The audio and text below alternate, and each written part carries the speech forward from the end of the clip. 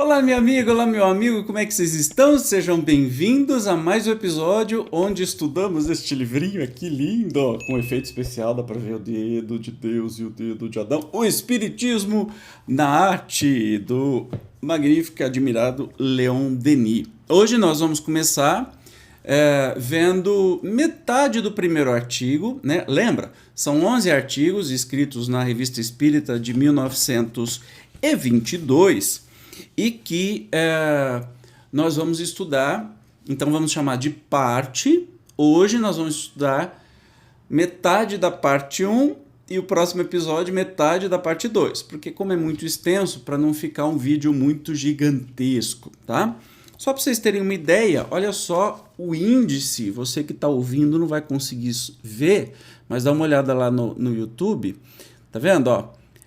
Dividido por partes. Hoje nós vamos ver até aí, antes de começar a primeira lição de O Esteta, que a gente vai ver a primeira e segunda lição no próximo episódio, tá bom?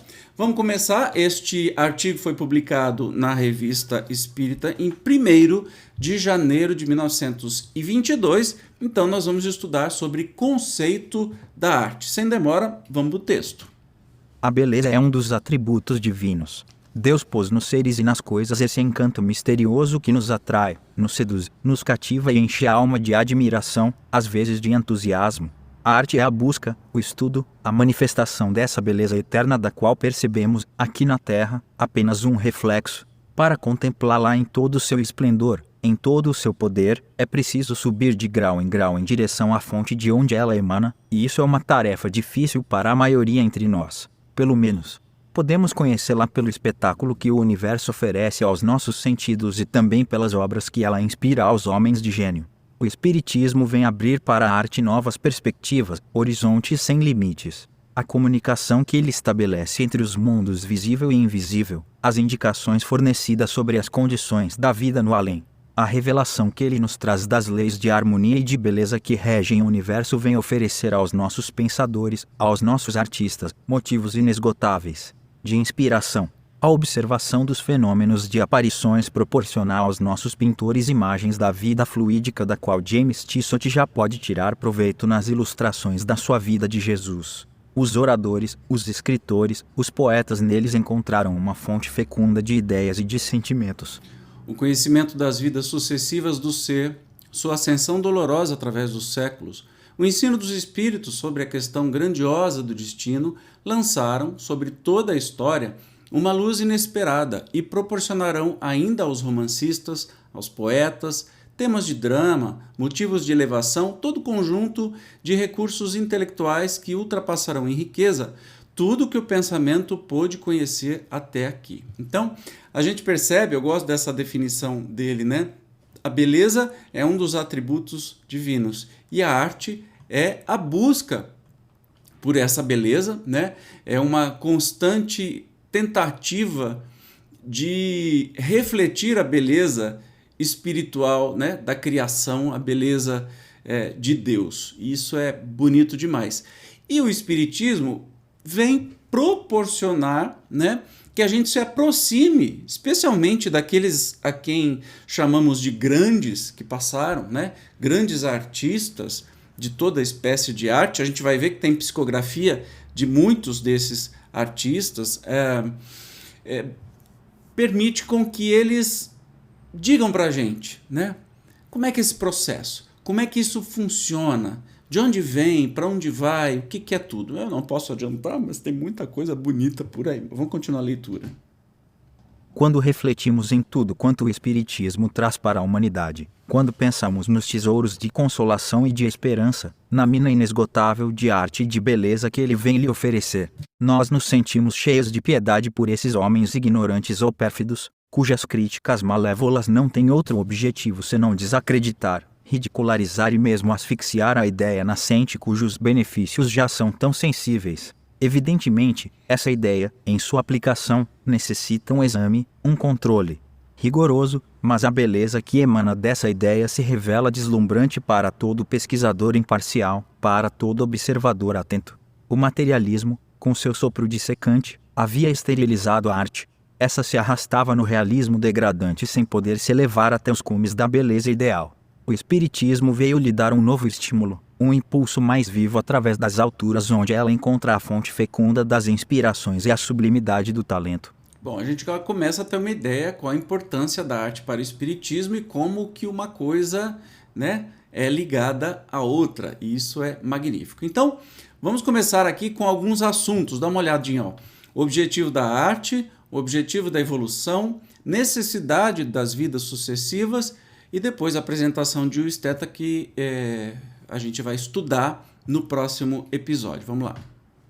Dissemos que o objetivo essencial da arte é a procura e a realização da beleza, ao mesmo tempo, a procura de Deus, pois que Deus é a fonte primeira e a realização perfeita da beleza física e moral. Quanto mais a inteligência se apura, se aperfeiçoa e se eleva, mais se impregna da ideia do belo.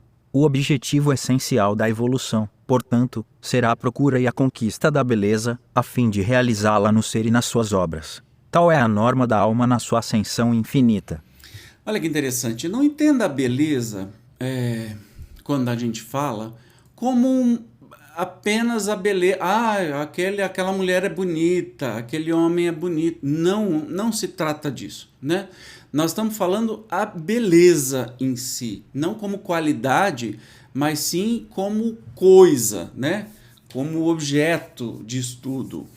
O belo, a beleza, e sim, nos atraímos pela beleza, não só de pessoas bonitas, mas de ideias bonitas, de espiritualidade bonita, de design bonito, de imagens bonitas, músicas bonitas, teatro, um monte de coisa. Então, a arte, ela tem esse objetivo principal de resgatar essa beleza que, na verdade, é uma grande ânsia que nós temos, uma grande vontade que nós temos, saudade até, por assim dizer, de Deus, da beleza divina.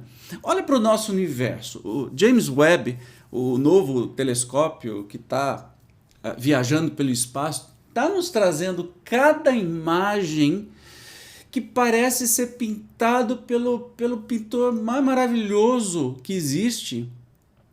É o nosso universo. Tudo tem beleza, né? E a gente busca, talvez, essa beleza incessantemente para que a gente possa matar essa saudade, essa sede, essa ânsia de Deus que nós temos dentro de nós mesmos, né? Pelo menos é isso que eu imagino. Perceba que a gente tenta o tempo todo fazer alguma coisa mais bonita do que era, arrumar o nosso quarto, arrumar a nossa casa, deixar a nossa casa bonita. Ora, não vem visita, não vem ninguém, então por que eu preciso deixar bonito? Não, mas eu quero porque eu me sinto bem. Eu vou pintar uma parede, eu vou transformar um ambiente, eu vou construir alguma coisa, então eu quero sempre o mais belo possível. Então essa busca é a essência da arte, a busca pela beleza. E quando a gente fala beleza, lembre-se, nós não estamos falando de um adjetivo, de uma característica, nós estamos falando do sujeito, né? Estamos falando da coisa em si, é a busca por Deus. Nisso já se impõe a necessidade das vidas sucessivas como meio de adquirir, por esforços contínuos e graduados, um sentido sempre mais preciso do bem e do belo. Os inícios são modestos aqui na Terra, a alma se prepara primeiro nas tarefas humildes, obscuras, apagadas, depois, pouco a pouco, por novas etapas, o espírito adquire a dignidade de artista. Mais elevado ainda, ele se abrirá às concepções vastas e profundas, que são o privilégio do gênio, e se tornará capaz de realizar a lei suprema da beleza ideal. Em nossa terra, os artistas não se inspiram todos nesse ideal superior. A maior parte limita-se a imitar o que eles chamam a natureza, sem perceber que ela não é mais que um dos aspectos da obra divina. No espaço, porém, a arte reveste formas ao mesmo tempo mais sutis e mais grandiosas e se ilumina com o reflexo divino. Eis porque, neste estudo, tivemos que consultar principalmente os nossos espíritos guias, recolher e resumir seus ensinamentos. No âmbito em que vivem, as fontes de inspiração são mais abundantes, o campo de ação se alarga, o pensamento, a vontade, o poder supremo se afirmam e irradiam com mais intensidade. Nossos protetores invisíveis nos enviaram primeiro o espírito Macenetium, que veio nos ditar 5 lições sobre a música celeste, procedendo como fazia sobre a terra, nos seus cursos do conservatório. Mas isso não podia ser suficiente para nós, precisávamos de dados mais gerais, de uma visão global sobre a forma como a arte é sentida e praticada no além. Observa-se muitas vezes, nas obras inspiradas por espíritos, principalmente nos livros anglo-saxões, a descrição de lugares, de monumentos, de moradas criadas com a ajuda de fluidos, pela vontade dos habitantes do espaço. Temos necessidade de esclarecimento sobre esse assunto tão controverso e sobre o qual, até hoje, faltaram indicações preciosas. De acordo com nossos pedidos reiterados e a fim de nos ensinarem, os guias nos anunciaram uma entidade que se apresenta sob este nome, o Esteta, cuja personalidade verdadeira só nos será revelada ao final deste estudo. E imediatamente tivemos a impressão de que nos encontrávamos em presença de um espírito de alto valor. Então começa por aí essa investigação e essa grande pesquisa que o Leon Denis fez sobre a beleza, né, que a gente viu, foi orientada, além de ter muito estudo em cima disso, foi orientada pelos seus guias espirituais e conduzida por dois espíritos de artistas, digamos assim, né? O primeiro deles que vem falar exatamente sobre a música, que é o espírito de Massenet. Eu não sei se é assim que fala, Massenet, deve ser, mas Massenet, enfim. E outro, que a gente vai estudar a partir do próximo episódio, que se apresentou sob o nome de O Esteta, e que só revelará no final. Parece novela, né? É meio artístico esse negócio, você percebe que tudo é meio artístico, né? E vai se revelar no último capítulo. Que legal. O Esteta vai falar quem é. Mas vamos continuar aqui na leitura. O fenômeno produziu-se sob a forma de incorporações. Desde o momento em que a entidade toma posse do médium em transe, os traços deste, que é um rapaz cego, tomam uma expressão de calma, de serenidade quase angélica e, que contrasta com a maneira de ser dos outros espíritos. A palavra é suave, penetrante, e, quando a sessão termina, os assistentes se encontram sob uma impressão de serena paz, de profunda quietude. O médium, ao despertar, ignora completamente o que foi dito por sua boca durante o transe e declara encontrar-se como mergulhado em um banho de radiações. Ele experimenta uma sensação de bem-estar inexprimível. O Esteta tomou a arquitetura como tema das duas primeiras lições estenografadas, que reproduzimos mais adiante. Escolheu como modelo a catedral, porque ela serve de moldura a todas as outras artes. Mais tarde ele nos falará de escultura, de pintura, de eloquência e, por fim, o estudo da música e as lições de Massenet virão completar esta exposição. Gente, é lindo demais esse livro. Então, você entendeu? O Esteta, ele se manifestou por um médium cego. E uma mediunidade, pelo que fala Leon Denis, inconsciente, porque este médium cego não sabia do que se tratava, mas estava plenamente assim de boas energias, de sensação boa, que é o que acontece. Se você é médium, você sabe, quando você tem um espírito elevado, quando ele vai embora, você fica com aquela sensação de um pedacinho do céu, né, com você. Mas vamos continuar agora, dois temas: o espírito e sua parcela do poder criador e tipos de arquitetura existentes no espaço. E sim, nós estamos falando também de arquitetura, que é um tipo de arte. Por que não, né? Nós temos especialmente nas arquiteturas barrocas ou até, né, do passado, mas também do presente na sua maneira, formas do homem se manifestar, né? Com beleza, com coisas que nos impactam grandemente. Então, podemos dizer que as nossas cidades são museus a céu aberto que a gente pode apreciar quando o arquiteto tem esse toque todo especial e artístico, né? Não é todo que tem, nós temos construções muito feias, muito sem graça e sem projetos interessantes de qualquer jeito, mas assim como temos músicas divinas e músicas porcarias em todo tipo de arte, mas sim, é um tipo de arte. Então vamos para o texto para saber sobre isso. Lembramos aqui que todo espírito emanado de Deus não possui somente uma centelha da inteligência divina, ele desfruta, ainda, de uma parcela do poder criador, poder que ele é chamado a manifestar mais e mais no decorrer da sua evolução, tanto nas encarnações planetárias quanto na vida do espaço. Na Terra, sob o véu da carne. Essa inteligência e esse poder são diminuídos. No entanto, não é maravilhoso constatar até que ponto o talento do homem tem conseguido subjugar as forças brutais da matéria, vencer sua resistência, sua hostilidade, submetê-las às suas fantasias. O homem forja o ferro, funde o bronze e o vidro, esculpe a pedra, ergue estátuas, constrói palácios e templos. O homem perfura montanhas e reúne os mares.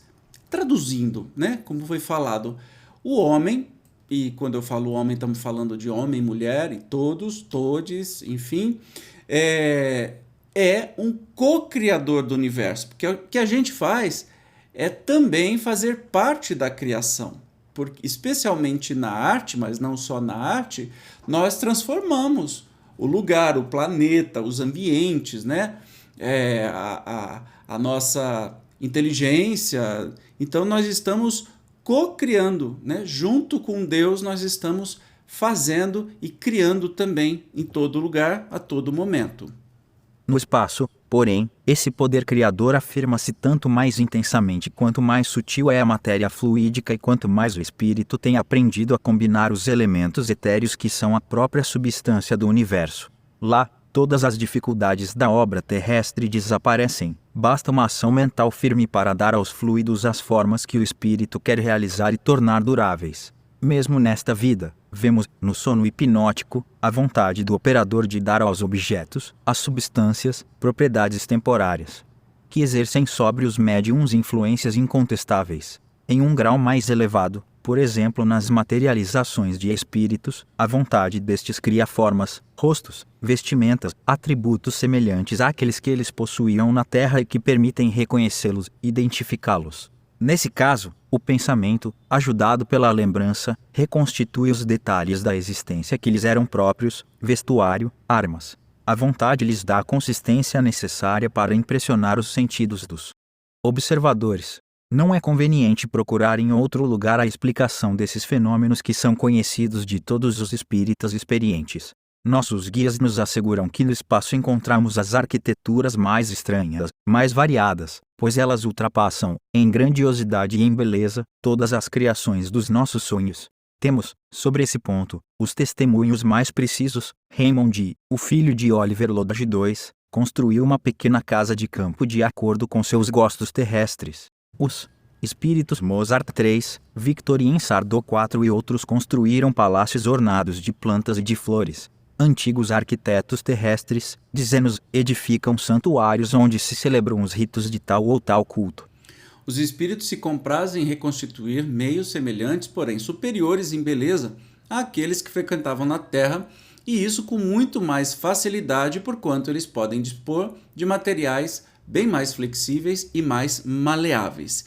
E sim, você ouviu aí a palavra Mozart, né? Sim, nós temos relato de Mozart na primeira edição da Revista Espírita, na verdade no primeiro ano, em algumas comunicações, que ele vem dizer, dentre outros artistas também, que ele vem dizer como é que ele construiu a sua morada naquela época, 1850 e tralalá, em Júpiter. Não significa que ele esteja em Júpiter até hoje, mas sim, de uma outra maneira, já que Júpiter é um planeta gasoso e nós estamos falando de outra dimensão. Então, se alguém chegar com uma câmera, se a câmera resistisse a Júpiter, que não resiste, entra um pouquinho, acaba, você veria lá as construções? Não, né? Nós estamos falando de outra dimensão, a gente não precisa ser bobo a esse ponto.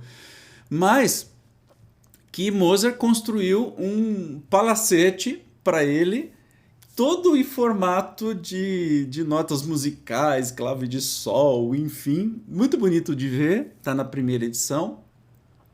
Aqui vai citar algumas coisas, mas se você quiser, corre lá, pega na Revista Espírita, que você vai conhecer, inclusive, a imagem. E na série de vídeos, A Influência da Música, eu mostro, o último vídeo, A Influência da Música no Espiritismo, eu mostro a morada de Mozart, lá naquela época, tá? Não significa que ele está vivendo até hoje lá.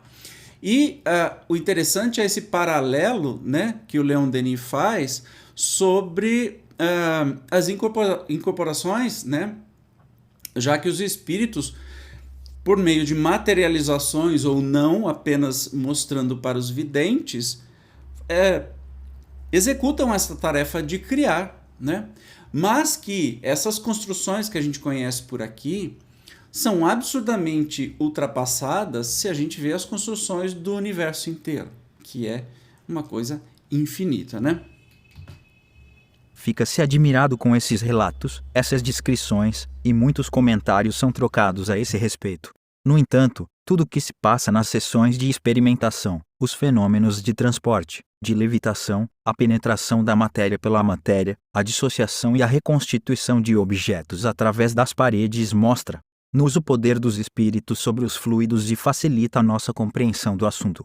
Certos sábios psiquistas confessam que eles mesmos não compreendem nada a esse respeito, e, por aí mostram a sua falta de prática em matéria de espiritismo, enquanto que simples adeptos estão bem informados sobre esses fatos. Olha que interessante, lembrando que, tudo é manipulação de materiais, então depende, se a gente pertence a esse planeta Terra, né, o que a gente vai manipular? O material existente, então a gente lança mão de areia para fazer o cimento, para fazer as construções, de terra para fazer o tijolo e etc e tal, e a gente ergue e constrói cada vez se melhorando mais. Agora se imagine no mundo espiritual como é que é o negócio, já que a pessoa não precisa, né, basta imaginar para criar, aí você entende como é que Mozart criou a sua própria morada imaginando. Então foi um exercício mental e naquele planeta isso é possível, na dimensão que ele se encontrava, de fazer a construção que gostaria, que imaginava, né? E assim também para instrumentos musicais e outros tipos de arte. Imagine a arte no espaço. A gente já fica bobo com a arte aqui na Terra, que a gente fica assim, passa horas e horas admirando uma pintura, um quadro, né, um grafite. Tem grafites absurdos. Eu fico imaginando, gente, um prédio de 20 andares, como é que a pessoa tem esse incrível talento de ver a proporção para fazer figuras enormes, gigantescas. Quando você está assim, você está vendo um pedaço de parede, né? E aqueles pintores, por exemplo, da Capela Sistina, Michelangelo e tantos outros, né, que pintava de ponta cabeça figuras imensas.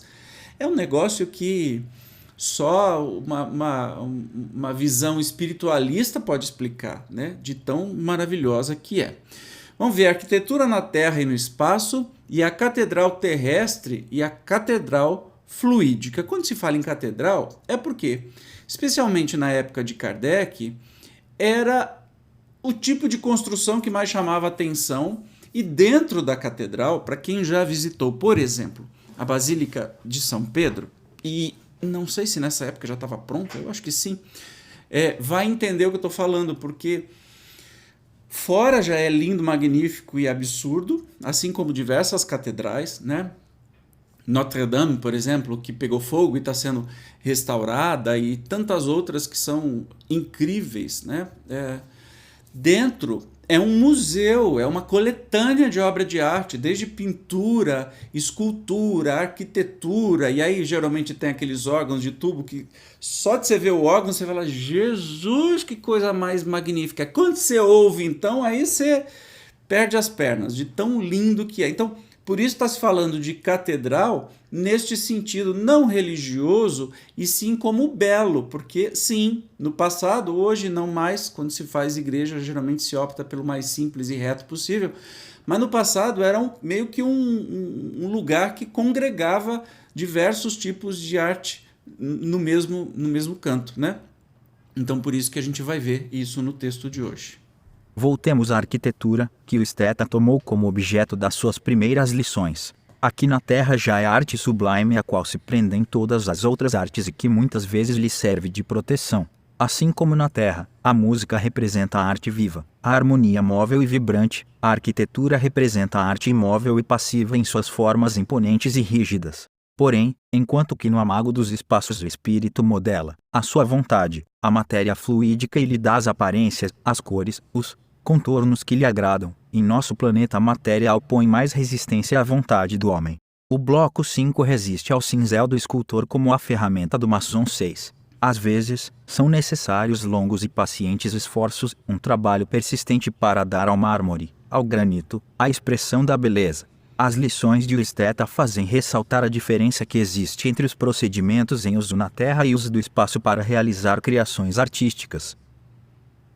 Enquanto que na Terra a catedral, tomada como modelo da arquitetura, é a obra paciente de uma coletividade laboriosa, desde o humilde talhador de pedra até o grande artista que traçou o plano do conjunto, ela é no espaço a obra particular de um mestre que instantaneamente e a seu bel prazer pode edificá-la ou destruí-la, auxiliado somente por um grupo de alunos que procuram assimilar e imitar a sua ideia criadora.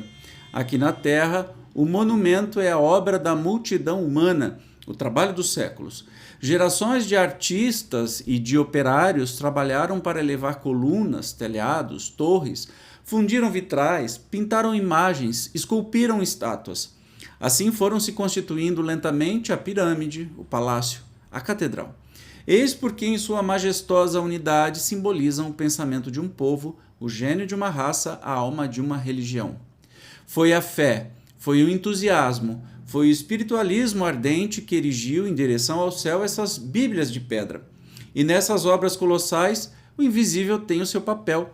Ele pensa com o arquiteto, medita com o artista, trabalha com o artesão e o pedreiro.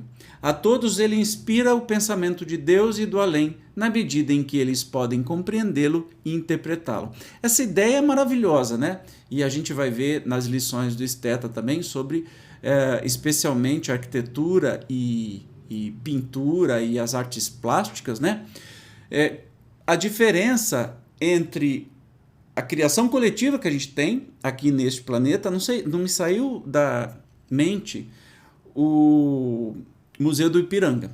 Caso você não seja de São Paulo, ou caso você seja, vá visitar, porque é um negócio de doido, né?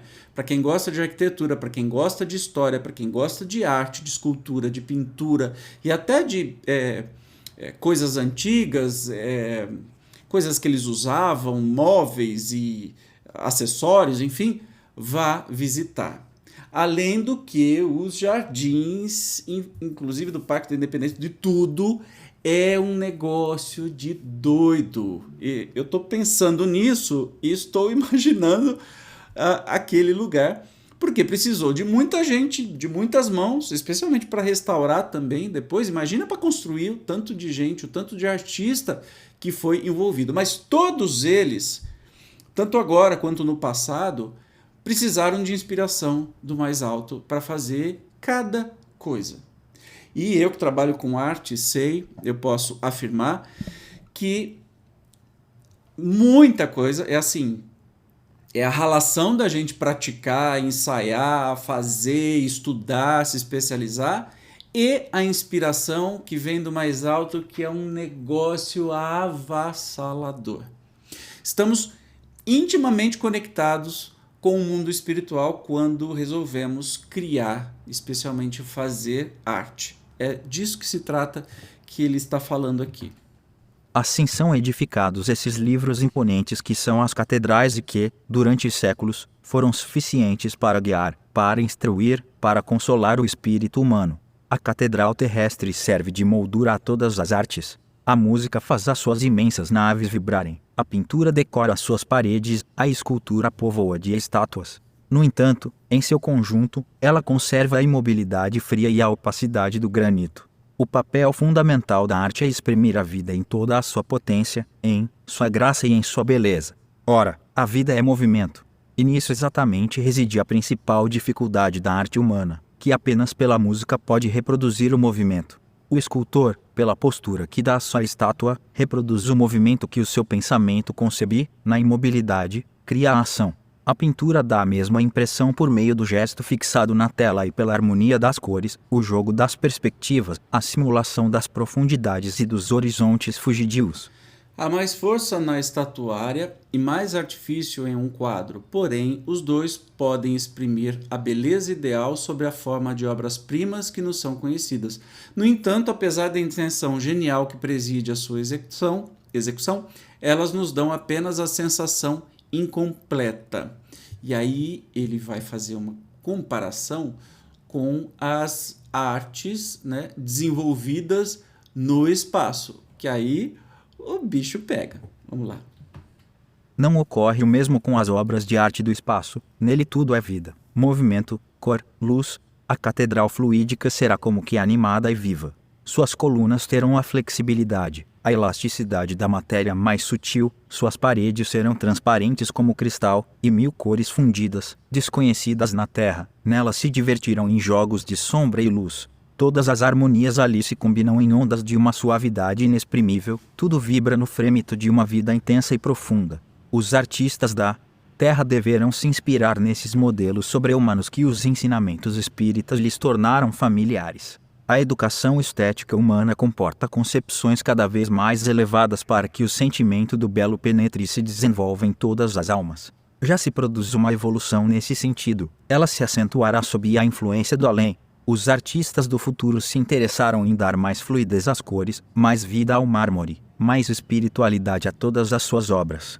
As artes complementares se idealizaram inteiramente, deixando à arquitetura a majestade das formas rígidas e a ilusão do imutável na inércia. A arte se realça e progride em todos os graus da escalada da vida, realizando formas cada vez mais nobres e perfeitas, e que se aproximam da fonte divina da eterna beleza. Gente, você viu a descrição do que seria uma catedral no espaço, né? Uma construção no espaço? Paredes, tudo é vida, movimento, cor e luz, né? Animada e viva, colunas flexíveis, elasticidade da matéria mais sutil, paredes transparentes como o cristal, mais cheias de cores que a gente nem imagina. A gente, só de pensar nisso, eu fico todo arrepiado e encantado. Eu não sei se você compartilha da minha empolgação, mas para mim este livro me toca profundamente, me empolga profundamente e vou confessar, não me faz temer a morte, muito pelo contrário. Não é que eu quero adiantar, eu quero viver o tempo que eu puder viver, mas vai ser muito legal se eu puder depois, se todos nós pudermos depois conhecer essas maravilhas. Vai ou não vai? Fala a verdade. O que tem para temer? Pelo contrário, doido de curiosidade para conhecer. E vai ser muito bom. Muito bem, hoje nós encerramos. No próximo episódio nós vamos ver a primeira lição do Esteta e a segunda lição do Esteta. Combinado? Eu te espero como sempre. Eu, se fosse você, não perderia por nada. Compartilhe esse vídeo com seus amigos aí, ou este podcast com seus amigos, tá bom? Obrigado e até o próximo episódio. Tchau!